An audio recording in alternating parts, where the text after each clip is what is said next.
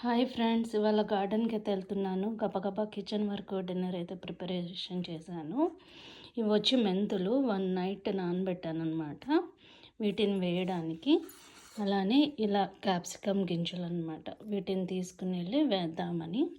అలానే kitchen waste అంటే ఇందులో బంగినపల్లి మామిడిపళ్ళ తొక్కలు, ఆనపకాయ, ఉల్లిపాయ, క్యారెట్ తుక్కునైతే ఉంచానన్నమాట. ఇది మనకి ఎరువులాగా పనికొస్తుంది.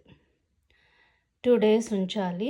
ఉంచిన తర్వాత ఇందులో వాటర్ పోసి వాటర్ని స్ప్రే చేయాలి.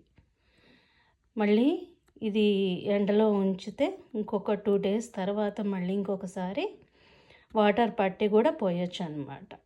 ఇది మనకి మొక్కల బలానికి, దానికి ఎర్త్ వామ్స్ రావడానికి అన్నింటికి కూడా ఇదైతే ఉపయోగపడుతుంది.